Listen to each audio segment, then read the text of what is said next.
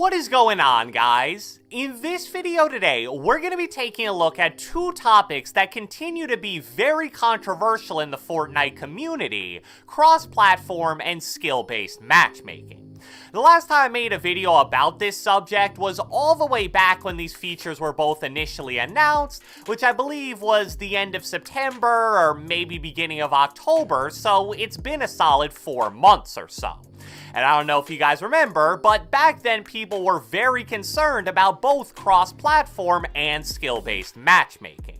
And even though I agreed with a lot of those concerns in theory, you gotta remember that back then both of those features were totally brand new to the game, so it was still yet to be seen how much those things would actually change in the long run. Therefore, my main message back then was basically, hey, let's wait and see before we jump to any conclusions. So now that these major adjustments to matchmaking have been active for close to 4 months now, I think we can finally judge whether the impact it's had on the game has been positive or negative. And without further ado, let's get right into it. Alright, so hands down the biggest complaint regarding those changes when they were first announced came from console and even mobile players. Their complaint was basically, whoa, hold on here. Are you telling me that I'm going to be forced to play against 140 plus FPS PC players when I'm on a 60 FPS console or mobile device getting maybe 60 FPS? And obviously, I thought that sounded horrible and totally unfair, but at the time, I wasn't convinced it was the end of the world for one main reason. What a good skill-based matchmaking system does is it constantly adjusts a player's hidden skill rating based on how well they play. So in theory, even if you were a console player getting constantly matched up with a ton of PC players early on, if you continued to die to them over and over again, your skill rating would decrease, and over time you'd get into lobbies with less and less PC players. And also, it would work the opposite way with the PC guys as well. Sure, they'd have some fun early on getting a bunch of console/mobile players in their lobby, but that would then push their skill rating up very quickly, meaning less and less of those players as time goes on.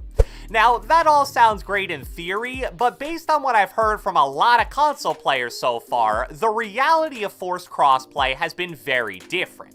Let me just read off to you a couple comments from a Reddit thread from a few days ago where users were asked to give their input on how they feel about the implementation of cross-platform and skill-based matchmaking. And just to give you a quick little preview, a poll was included with that thread and it got just over 18,000 total responses, with 85% of people answering, "Give me back old Fortnite matchmaking, no skill-based, no forced crossplay." So one comment here says, "Forced crossplay has made a majority of my friends quit, and what's crazy is that we all love the game but can't stand the impossible skill gap with crossplay. We're Xbox players and the game was good when it was just console versus console. PC is just overkill, they need to have their own matchmaking." Here's another comment that says, "I'm a console player who has played on my Xbox and PS4 accounts since about season 2 or 3, and this current matchmaking system makes me feel like I'm always the absolute worst player in the game. I never feel like I earn any of my kills because I was better than the other player, I just feel like I got lucky."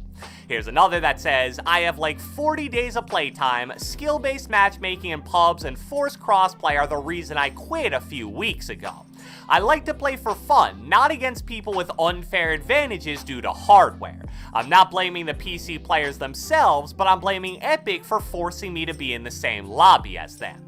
And finally, the fact that we're debating about PC and console crossplay is absolutely nuts. 99% of games don't do this for a reason, and Fortnite didn't do this for 2 years for that same reason. The 15% supporting this are PC players who just can't cut it and need console players to stomp on. And trust me, those comments weren't really cherry-picked at all. The thread contained thousands of very similar responses with one clear overarching theme. Not only do console players dislike forced cross-platform matchmaking, but it also doesn't seem like it's gotten any better over time. Again, this thread was only posted a few days ago, so I was thinking I was gonna see at least a few comments saying, hey, you know what, at first there were a ton of PC players in my lobby and it was awful, but over time I feel like I've run into less and less of them, so I don't hate it as much anymore. But pretty much everything I saw seemed to indicate that it's still just as bad now as it was in the very beginning. So it's just a really sad thing to see that definitely doesn't get enough attention because most of the big name players in the community aren't affected by it since they're all on PC. I can't even tell you how many times I've seen console players on Reddit or Twitter say that the main reason they've quit Fortnite recently is because it just isn't fun to go against PC players all the time. Now, Epic did say that they were going to be looking for feedback regarding the changes they made to matchmaking, so I'm still holding out hope for a change sometime in the near future because it seems like almost all the feedback they're getting is negative. The other aspect of this that I have more first-hand experience with is the skill-based matchmaking part.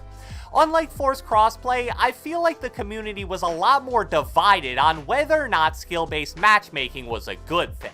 And I think even now, a lot of your opinion on it is going to depend on your individual skill level as a player. I have a few lesser skilled friends that play on console that all say skill-based matchmaking is the best thing that Fortnite has added in a while. Before Chapter 2, they really seemed to be at a point where they just couldn't keep up in your average lobby anymore. We would even have this kind of joke where we'd get into a game and one of them would go, well, there's 100 people in this lobby and I'm probably better than about 5 of them, so if you run into any of those players, let me know so I can kill them. So, you know, they had a good mindset about it, but it didn't change the fact that it was easy to tell they were playing the game less and less. But with skill-based matchmaking, they're getting into lots of lobbies filled almost entirely with players of their skill level, so unlike before, they have a legitimate chance to not only win games, but also get a good amount of kills. Now sure, crossplay puts a damper on some of that, because even though this shouldn't really happen, they claim that they run into good PC players really frequently to where it's annoying, and one of my friends even showed me proof of him, like a 1.4 KD player in console lobbies, running into a PC player with like a 4 KD, so make of that what you want. But the biggest concern about skill-based matchmaking was how it would affect the higher skilled players.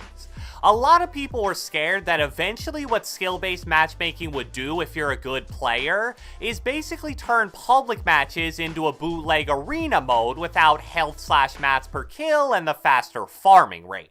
And based on my personal experience and what I've heard from other players, has it happened? I would say kinda.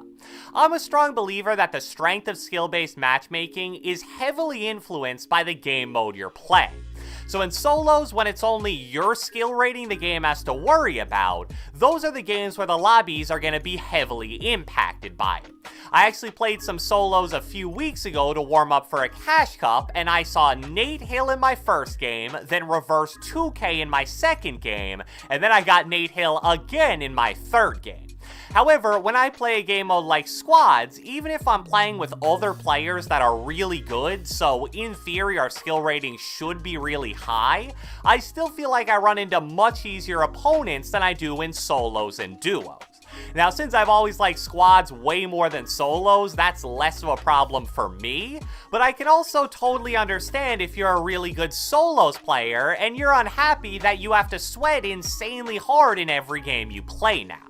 Also, as a quick side note as we're kind of wrapping up here, remember at the beginning of the season when there were so many bots no matter the skill level of the lobby you were playing in?